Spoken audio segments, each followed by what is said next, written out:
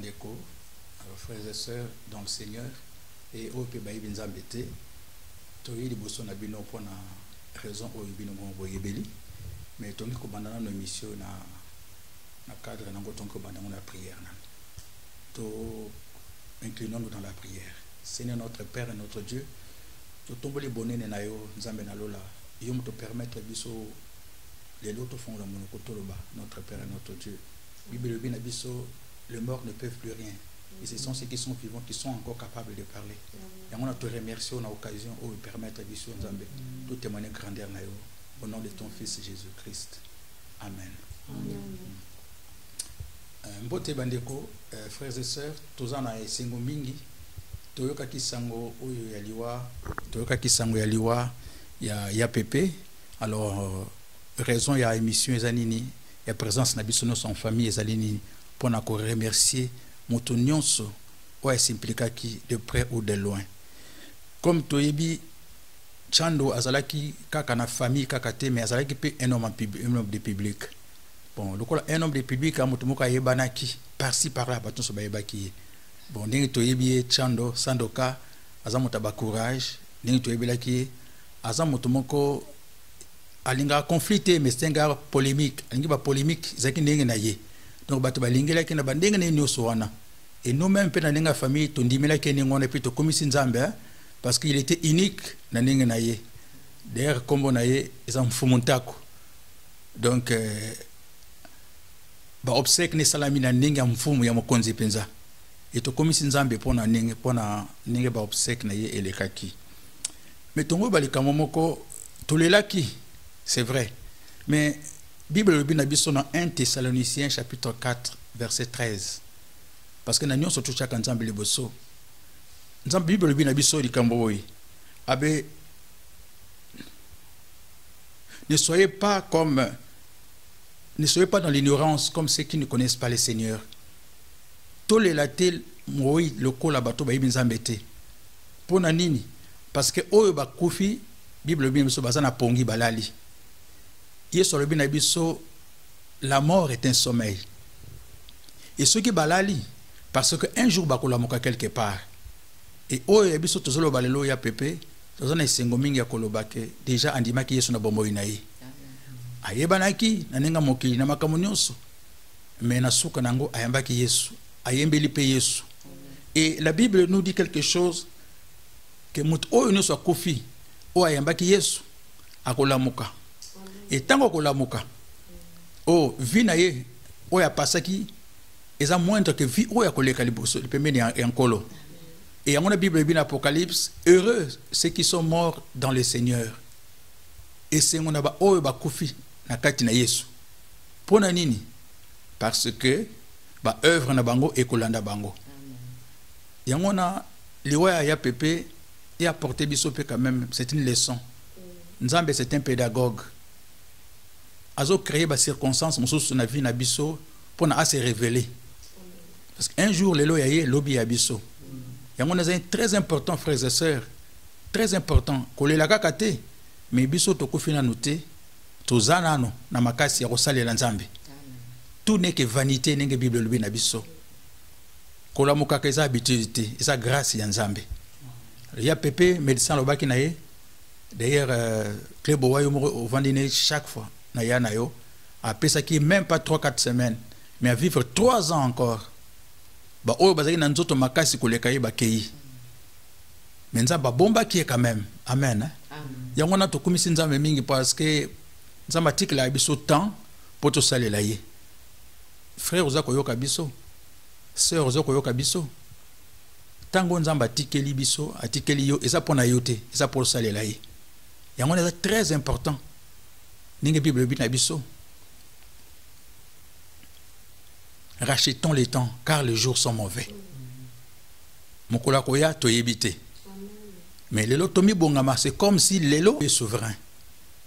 Personne n'est éternel. Mutaza éternel, la zalité à cause de la pété. Kaka Nzambe. Osali sikse na mokili. Osali nyonso na mokili. Un jour, souka ezali. Yango wana c'est très important, frères et sœurs. Tolanda kaka te ba mouvement mokilité. To sala na biso. Oyo toko sala mais to bosa na raté. Mokoloyali, nous allons passer un jugement devant Nzambe. Dieu est bon. Il est très bon. Na bolingo na ye à permettre biso. D'ailleurs, la preuve en est que ce qui nous a bâti biso le na bomoyi. Parce qu'on a la biso confiance que to bon la mité manabiso. Amen. Sinon, écoutez, œuvre na biso ko sauver biso te kaka bolingo ya Nzambe mto sauver biso. A ko sauver biso pona par a ko sauver biso te parce que to lingié, mais a ko sauver biso parce que yende alingi biso. Amen. Alinga ki ya pepe mingi. A ti que les battants médecins 3 semaines, 2 semaines, mais 3 ans. Et paradoxalement plutôt, na batang au médecin bien okufa, a sala nzambe te. Mais après, 3 années va komi ko sala nzambe. Nzamba za bolingo. Yangona raison na biso ya ko vivre ensemble en famille, et ça vraiment au nom ya famille na biso nyonso. Na sengi bino merci. Merci na ba frères et sœurs ya Canada. Ba oti musoso Hamilton, Toronto, Ottawa, Toronto, ba yeti Montréal. Ba kombo ezebele, je ne peux pas citer ba kombo nyonso. Mais bolakisi biso bolingo ya Nzambe. Un jour Jésus-Christ azalaki na fête na Cana, comme nous connaissons l'histoire, to histoire. Ba lui Yesu yaka maman na yo azoko benga yo na ba frère na yo. Quelle a été la réponse à Jésus-Christ? Albi maman na ngai ba ndeko na ngai eza ba oyo basalaka volonté ya papa na ngai. Et to moni yango na bembe ya chando mfumuntako. Soki moto akufaka ala mukaka. Chando na kanti yango beta ba shite beleli susu. Angongo na ndenge nini bato baleli penza. Ango beta ba dernier de kilbit ba shite koleka kuto zo beta avant. Mais to yebi na liboso Nzamba ko beta ba shite oyo eleki wana lisusu. Merci pour la bande de Paris. Bon, sali vraiment les kamamunene. Nuit et jour, artistes, non artistes, oyo nyonso. Malgré ba oyo bazaki na polémique na vie chando. Azani mutuma polémique alinga ki ningo na vie na ye. Via artiste. Malgré ba polémique na ye, batu ba yeka amen. Amen. Ba yeko leksa bolingo ya bana Nzambe. Amen. Amen. Ah, les kamona vraiment nga na bete bino maboko pona wana vraiment. Tobeta maboko pona vraiment amen. César yo moko yebi César. Oyo ba polémique ozaki yo na yo bina vie na yo ni. Mais malgré on a nuit et jour batu ba ye ba leli vie na bango. Ça fait chaud au cœur. Bolingo Nzambe yangona. Toko Kishasa. To mimi corps na Kishasa na ngolo Nzambe. Pendant 3 jours wana 24 sur 24 batu baza kuna kaka liboso ya cercueil. Ba musiciens baza koyemba. Ba frères et sœurs baza kuna tout le monde. 3 jours Dieu nous a fait grâce, aucune goutte de pluie. Mboule betité. Beau temps. Trouble ta moko bimité. Bana njili bana chango. En tout cas merci. Pour na bolingo bolakisi. To sentir vraiment que nous aimons bolingo bana Nzambe. Alors Nzamba pambola bino comme Nzamba ba souvenir à ces souvenirs na nyos oyo moto moko na moko asali pona matanga ya frère na ye ya yaya na ye ya oncle na ye ya oncle na ye ya grand frère na ye Bipoli à Kofi. Paix à son âme, que son âme repose en paix. To komisi Nzambe et to lubina Nzambe ndenge to ba ce n'est que nos revoir parce que jour et tango la trompette va sonner. Quand elle va sonner, Bible dit, les morts en Christ vont se réveiller en premier. Et nous qui serons restés vivants, nous irons à sa rencontre. Et tout le coup, on a bien sur Elongo. Nous allons le coup. Na pesi micro na ba maman na ba papa, ba ngai pe ko remercier ba tunyoso. Bon, ngape na komisi Nzambe na wo elekaki na kati ya famille. Nzambe aza malamu po ete tomonaki bolingo na Nzambe na ba oyo nyonso balandaki biso. Vraiment tikete Nzambe azwa lokumu parce que alobi ke tokumisa ye na nyonso oyo elaka biso yango na remercier bato nyonso oyo ba participaki na biso. Merci beaucoup. Matondo penke mbezonga na mboka nkolo na o asali po na ndeko na biso. Yake iko pema mulimo ne pema na kimia. Ezali ne pasi po na biso bato tikali.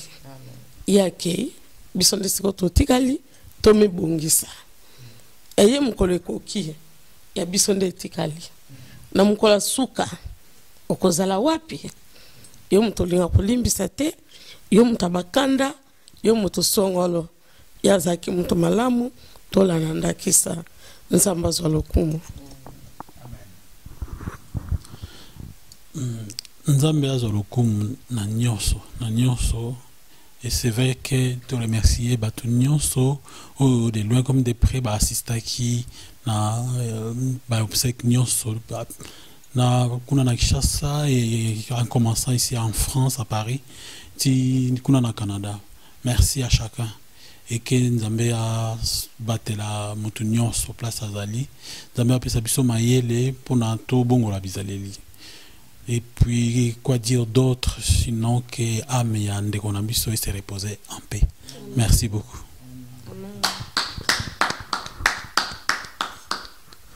Alors, Sandoka, Fumutako, le grand boulanger, que ton âme repose en paix.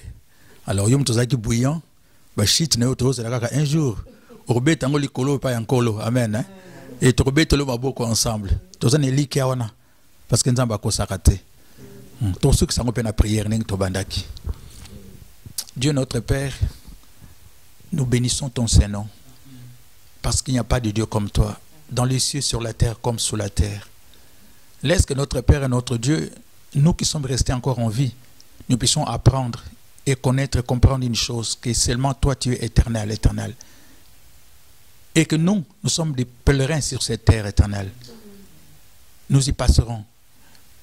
Donne-nous la force par ton Esprit Saint, Seigneur. Tobongo la mité manabiso. Tobongo la bizali nabiso, Seigneur.